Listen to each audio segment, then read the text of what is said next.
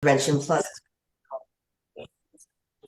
talks, but this is different, right? This is just for us. This is a training. So this should not leave this room, right? We're in a box. We're in a business box. And this is not something you would share with a prospect or anybody else. So just between us, I love talking about how we need to and how we can expand into the healthcare market, into the bigger healthcare market.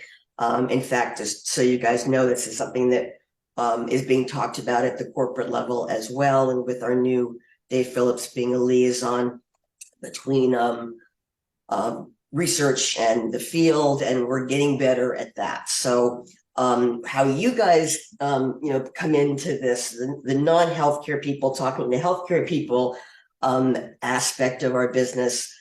There's a few things that I want to tell you. And the first is not to discourage you, but to set expectations.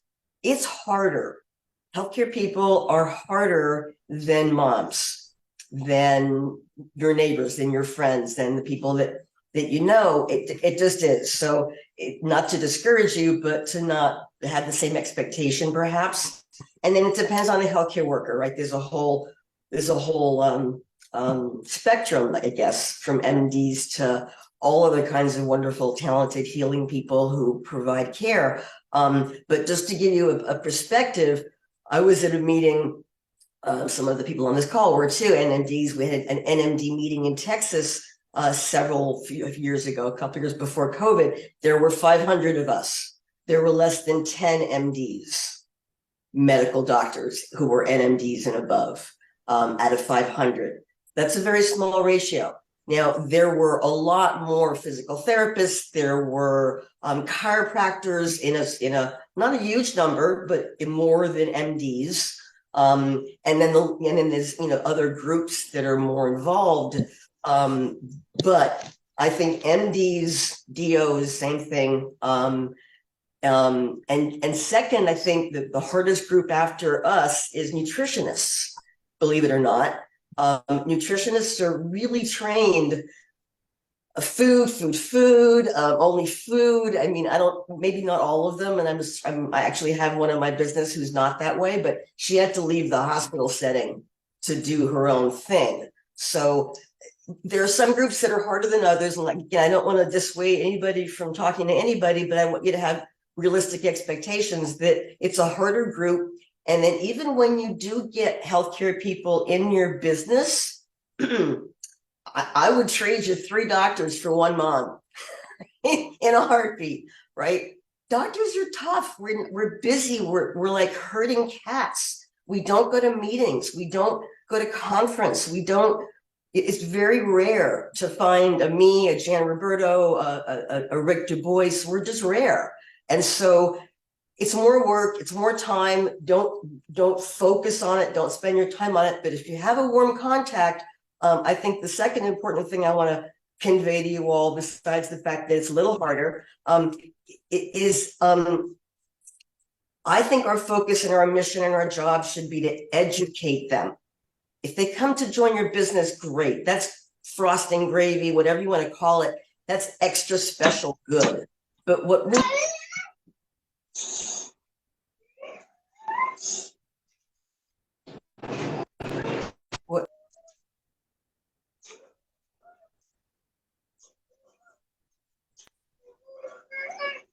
Okay, can you hear me now?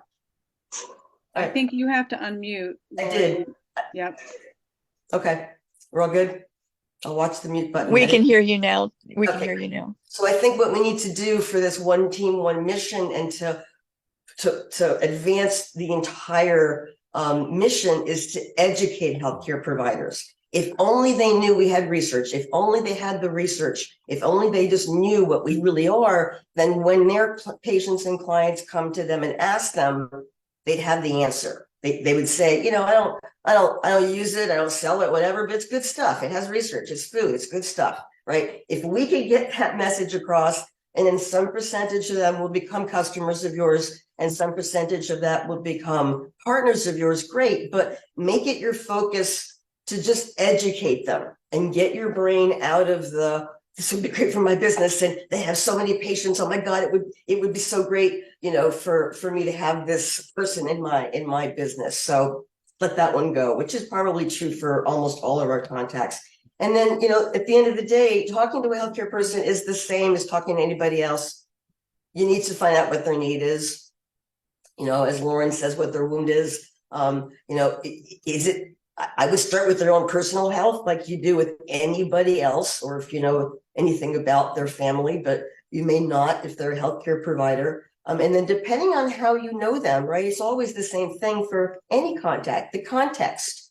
If they're your doctor, it's a different way to approach them than if you know them from church and they're a healthcare provider, right? Or you know them from some other context. So keep the context in mind. But it's the same way you approach anybody else. Is there something you can do for them? Is there something we can provide for them? In a healthcare setting, I think one of the biggest draws is buying back your time. I think healthcare people or at least that's where I was, we can make good money, but it's at the cost of hours only. And the only way to make more money is to work more hours. And there comes a point where that doesn't work anymore. And so what we can offer them is a way to leverage that time, to leverage what they already have going, an existing client base, an existing patient base, to buy back their time, and then to be of service. And this has to be, because this is a great product. Let me warn you against finding healthcare people who just want the business, but don't really care about the product. Run away. They'll never work out. And that's not the energy or the spirit you want in your business. And it doesn't work in our business, as you can imagine. Someone who's just in it for the money and has no interest really in the benefits of the product, they're not going to go very far. So don't waste your time, right? So always approach it the same way. What's in it for them? How can we help them? Where is their need? And so depending on the context, that might be very different. Let's just say in an office setting, you're a patient, a client, whether you're in active treatment or not, you have a professional, that kind of relationship with someone, and you want to get information to them. If you're a patient and you're on it, tell them you're on it and you've gotten this benefit. You've seen these benefits and you like it because it's a research-based product. And then close your mouth, see what happens. Because if a healthcare person isn't interested in something that has given you benefit that has research, you already know your chances have just gone downhill, right? They have, like any other communication, right? You're in a grocery store and someone has a big bunch of produce and you make a comment and they look at you and walk away. Oh, well, that didn't work. Move on, try it again, right? Same with doctors, same with healthcare people. They need to be open. And so speak your truth, whatever that truth is in the context of the relationship you have. I'm on it, it's helped me. Would you be open to some research, or if it's really a business opportunity meeting, a presentation, let's say a doctor's at a networking meeting with you or at an event, then there's a bunch of different ways you can approach it, but you're always, hoping you can find out what their need is. But personal level, for you and your family, would you be open to looking at a food concentrate that has an amazing amount of clinical research for their patients' benefit? It only works if they see benefit. And there's no business opportunity until they see benefit. So do you see how it's kind of the same as you would approach anybody else? Because it is. So depends on what kind of provider it is. Also, a regular doctor like Jim Roberto, who works in a big clinic, who's a regular MD, who you would go for regular primary care, versus someone like me who's integrative and functional and already does different things. So if a practitioner is already selling supplements versus not is one way to break it down. Doctors who don't sell anything in their office, it's going to be way harder. And be prepared for that. And then your goal again is just to educate and leave them the research. If the practice is already selling supplements or any other kind of alternative care, then you really want to, at some point in the beginning or later, explain that there's no extra work here with us, right? You want to throw that in the conversation if they are interested and you're getting at least some questions. this is no inventory. You don't have to inventory this. There's no cash layout for this because the pharmacies that we have in our offices are a lot of cash layout and a huge inventory. And so that's a big, big plus. Let me just look at my notes so I don't get too far off base, just pontificating here. Yeah, I think a good line, just go back for a minute to the idea of educating them is more important than anything. Print off that red research summary. I think that's the way to start with most everybody that's interested in science or research. It's not ideal. I mean, you could all, let corporating and marketing know that they forgot to put a place for a label for us. So make sure you put a label on it somewhere. You can let marketing know that whatever you think about it, I don't particularly love it, but I use it because it's up to date and it's what we have that's legal and compliant, right? But don't give someone that big 3-ring binder brochure on the Research Institute, or don't waste your hard-earned money because those things are expensive. They're going to likely not look at it, right? Use those when you already have a captive audience. Don't waste your money on that. But the red thing, you should have at Staples, make 30, 40 of them up if you're serious, and be whatever your business level is on the number that you would make at Staples, sorry. But 70 cents front and back, color, nice paper, use those for healthcare providers, and make sure that they know that all the research is on your website, right, to PubMed. PubMed means something to us, right? So at least, and then a line I've used and that you might want to take is, if not for yourself, if you had this conversation and they're not interested in it for themselves, if not for yourself, at least you'll be informed when your patients ask for your opinion. We don't like being uninformed as a group, healthcare people. And we don't like when someone asks us a question and we don't know the answer. So you're giving them something of value, even if it's not of interest to you, please take this information so you'll know it exists when your patients ask for your opinion. And the more we can do that, even if someone's not that open, someone in the office, the staff might look at that research thing. The more we can get the word out that we're research-based, because let me tell you folks, we're the only thing out there. We're the only thing out there. It's just that no one knows.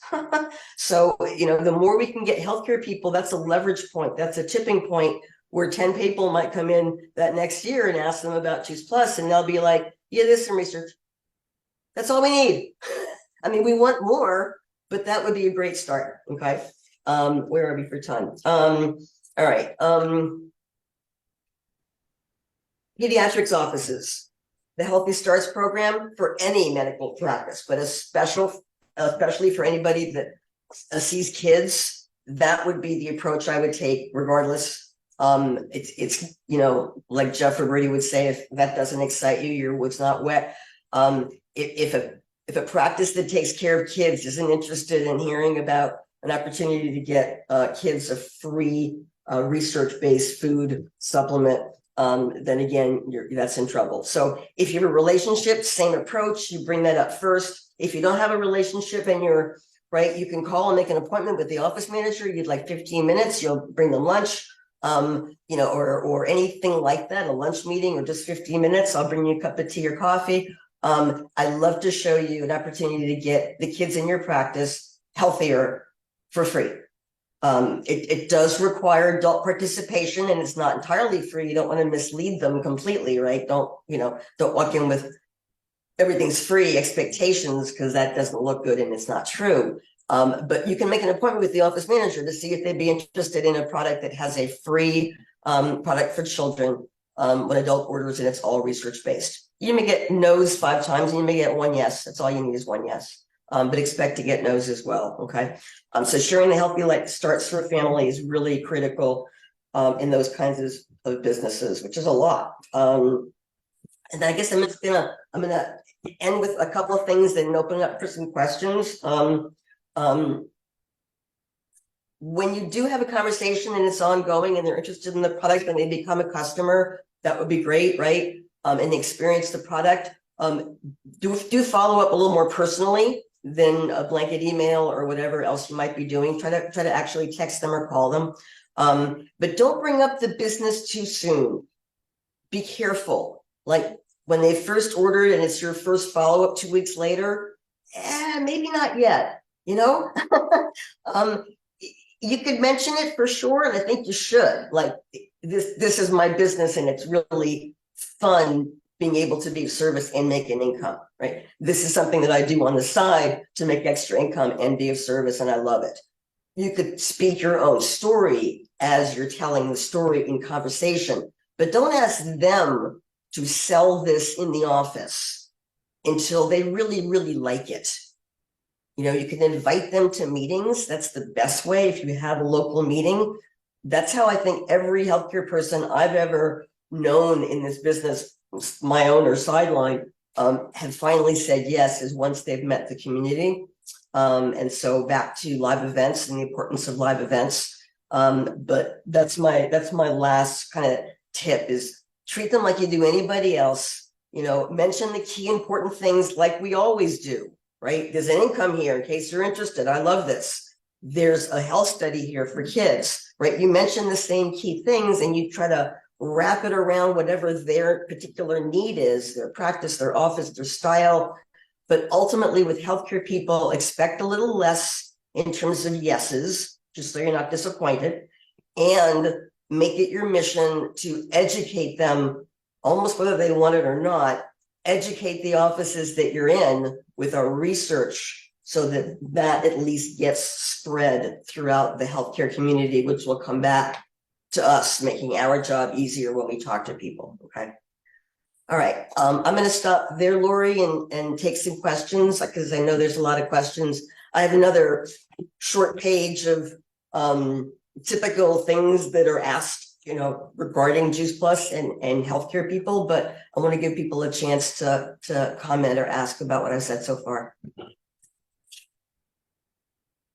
Anybody? Hey, Fran. When you have been able to introduce the information, it might be to your own doctor, whatever, and they have taken the information, what is the best way to follow up? Because they're busy, and that seems to be the most difficult thing, is any kind of follow-up communication after that. You're absolutely right. And actually, that was page 2, drip with permission. That's what it says, drip with permission. So I think like any other contact, but same, you maybe a little more respectfully, would it be okay if I emailed you, or what would be the best way to communicate an occasional piece of information about the research? That's, you know, some doctors don't care about the research. Let's be clear. Dentists don't seem to care about the research. Some other allied health providers, I'm biased because that's what I care about. And I think most MDs, DOs, and people, you know, the people that are NMDs, MDs, or even other healthcare people in the Juice Plus community, they're all here because of the research. So it's not just me, right? When you think Rick Du Bois, Dan Roberto, Dave Phillips, Mitra Ray, you know, Valerie Miles, all of us say the same thing. If it wasn't for the research, we wouldn't be here. So I don't think I'm wrong to have you guys really push the research. And then, as with always, you have to listen up and see if, are they responding to the research, or are they asking you what's in it, right? Are they asking you how much it is, and you're thinking that they're asking you for the research? So like everybody else, you have to pay attention to what they're actually saying. But dripping with permission is the topic. So ask them, you know, what's the best way to send them the latest research? Or, you know, if depending on their interest, what's the best way to send them more information about the Children's Health Study, right? That's all you need, is one permission. You don't need permission every time, right? You get permission once, because people can block you, people can unspam you, whatever can, you know, take you off their unsubscribe list, whatever they want to do. So if you have permission once, then I would start dripping on them probably once a month for most healthcare people, and alternating with either a study. One of the clips of Manfred doing a little, you know, 2-minute thing on one of the studies, and you can ask them, do you like videos? Or do you prefer reading studies, right? See what they say, like you would with anyone else. And then send them what they said, right? So either videos of Manfred, things about the research, but something every month. If there's an event local, that's what you send, right? Always. That's the highest level of contact that we have in our business, is face to face with a group of people who are excited about this, right? Anything else is great, but don't always send them a video, and always put the time of the video. Don't always send them research. Just do like you would anybody else, but this constant monthly drip with primarily a research medical focus is what I would do for someone who's taken your information, who hasn't said much yes or no. But whatever you do, and I don't think anyone here would do it, but it used to happen a lot. Don't become a pest. You can certainly bring it up at every visit if you're a patient, but if it's not being responded to, back off a little bit, because what has happened in the past is people have become people. Some partners in our company have become so persistent that it's annoying. And then the doctor, provider, whoever might come around 6 months later or whatever, and someone else approaches them and they just bite their head off because they were so annoyed. It was like an Amway thing, right? It's like, don't even talk to me ever again about this stuff because it was so annoying. Don't be that person. None of you would be, but just make sure that you're not and that your team is not. There's persistence and there's annoyance. They're different. Persistence, is gentle and is respectful and is listening to the other person's response. Annoyance is when the other person doesn't answer you, turns around, and you keep talking. That's annoyance. So try to find that balance, because understand some people are not interested in this at all, right? So you just yapping about it every time you visit when there's no interest or reciprocity isn't gonna work. Let it go. If you've given them the research, you talked about it, you stated your story and your benefits, then let it go. Let it go, move on. Okay. So that's what I do to people who've taken the information and then who never say boo about it again. Thank me very much, and that's it.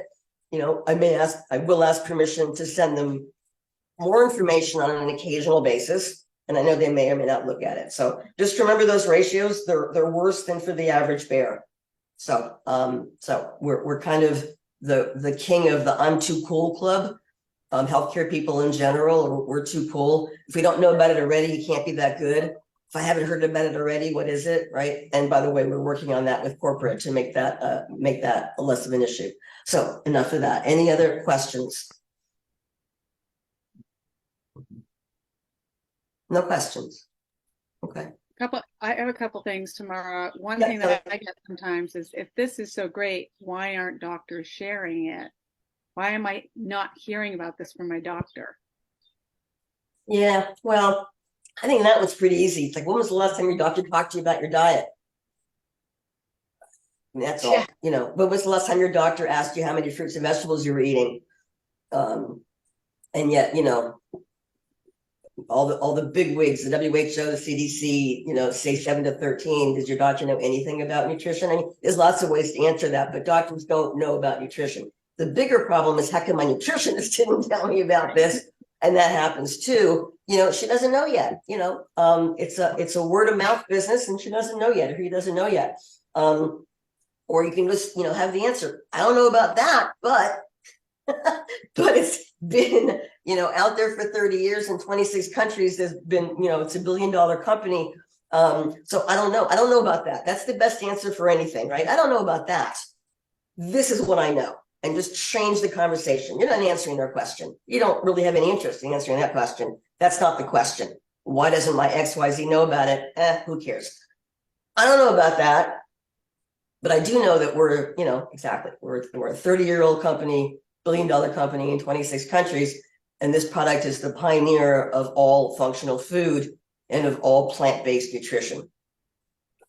Boom, mic drop, right? Yeah, if there's a nutrition issue, they're going to send them to a nutritionist. Is the nutritionists don't know about this product yet, and that's our job, right? Well, we're national marketing directors, so we're supposed to be marketing more of this. And so, this business, Jay Martin, invented this concept so that we would be the ambassadors and go out to the world. So we're doing it. We're doing it. So I think the answer to anything like that is, I don't know. I don't know about that, but what I do know, and that just makes that person look whatever, doesn't matter to us anymore, really doesn't. So but don't let the question, that's true for any question. Will this help my arthritis? I don't know about that, but I know that there's studies that it lowers inflammation, right? Will it help my tonsillitis? I don't know about that. Will it help my acne? I don't know about that. We don't have studies on any of those things, so you don't know. But what you do know is that it has a ton of research that it helps all sorts of things, related or unrelated, and the inflammation is a common, easy word that people recognize. So I would memorize that line. That's not my line, by the way. That's I can't remember his name, but he's Steve Covey. No, Covey. Larry Thompson. No, Larry Thompson. Larry Thompson. Larry Thompson. Thank you, Susan. Yeah, I'm Cynthia, you knew that too, right? It's Larry Thompson's famous line, and it served me very well, and it should serve you. So anytime a medical question comes up, will it help my this? Can I take it with my that? Will it interfere with my the other?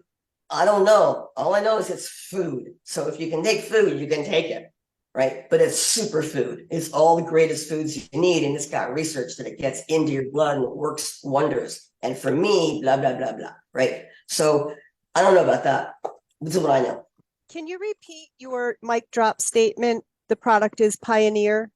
And this is taken from Jeff Olson's stuff. So we're a pioneer in functional food. We're the inventors and pioneers in plant-based nutrition and plant concentrates. And I'm stealing all of this directly from the affiliates videos. Yep. Remember it. Thank you. Yep. The ones I remember the best are, if people know what functional food is. So if they're in that field, they know what functional food is. So the inventor, the pioneer functional food. And we're the innovators in the entire field of plant-based nutrition. Thank you. Anyone else? More people are I have a asking- couple questions. One is, like you're saying, depending on context, but if they say they're not interested, is there, I would try to put it really politely, but is there a way to say, well, why not? Why aren't you interested? You just said it. That was a polite way to say why not. In my experience, you're not going to get anywhere anyway. I mean, if they're frank enough to tell you, I'm not open-minded to this. Okay. What are you going to say that's going to change that? Except perhaps, this may not be of interest to you, but at least you'll have the answers when your patients ask you about it. Mm-hmm. Here's the research. Yeah. That's all you can do is turn it around. So you may not be interested, but you got clients, buddy. I don't mean that in a mean way, but you have people, you're a person of influence. People will ask you your opinion. Here's the research so that you can give them your opinion, right? Mm-hmm. It's harder to say no to that. Like, I want my opinion to be not based on research. Okay, then you're really dumb. then there's no hope, right? But I think when someone has the courage or whatever, the frankness to just tell you I'm not interested, is when you move on. Unless they're in that position of having a client base, then I think you would use the line, at least you'd be informed when your clients ask you about it. And then I have another question. Any suggestions about what we should do about misinformation that's on the internet? That's a really good question, Edie. If it's recent, I think you should probably, take a screenshot, including the URL, the whole bit, and send it to corporate. I'm not sure who to send it to be perfectly honest with you. Maybe someone on this call knows. There's a lot of NDs on this call. Well, I did contact customer support, and I sent them a link, and they said, no, we can't open a link. That's not secure. So I do have to copy and paste the whole thing, because there's one about liver failure that psychiatrist here with prostate cancer, who I want to take Juice Plus if possible. I know him well. And he said, no, this concerns. That thing is 20 years old. I know. Yeah, don't even send that to corporate. We know about that. I think there's actually an answer to it if you search in the recordings page. I wrote it. I wrote it now and I for put it, in but there. there's very little bad Sick stuff. and tired of it. And then there's another one that says, I forget which hospital it's from, but it says many patients with cancer are advised to take fruit and vegetable and Memorial Sloan Kettering. And I just, it frightens people who really need just plus. Even at the same time, there's a way more good stuff than there is the few bad pieces. So if they're new, please do send them. But stuff that's been around for 20 years, there's nothing we can do about it. It's on the internet. People need to have their own judgment when there's this many doctors that say it's good, and one article, a letter together, not even a study, with 4 drugs that cause liver problems listed, and they choose Juice Plus. The letters following were swearing, like, you dared publish this piece of nonsense? This was nonsense. Even the journal got crap for it. So there's nothing you can do about that except say, look, you have to make up your own mind, but there's this, Okay. there's this. And then like we say, you won't get them all. Don't want it more for them than they want it for themselves. You're going to get hurt. You're just going to get hurt. All you can do is lovingly drip on them periodically. Thought of you because there's an event next door, blah, blah. People change, circumstances change. But if you want it more than they do, it ain't going to happen. Ain't going to happen. All right. I think we're up for time here. I can't read the chat and talk at the same time. Sorry. So someone else has to read. The other question that came up was where to find that 2 pages of the resource for the research. Summary on your virtual office and the hub. It's in the hub, and Candace posted the link in the chat. Thank you, Candace. I have it on my boards. You should all have it on your boards. And that way you can go to Staples and just send it to Staples and get them printed. Yeah. Okay. All right, folks. Hope this was helpful. Thanks for having me. See you soon. Thank you, Tamara. Thank you. It was great. Thank you so much. Thank you. Thank you.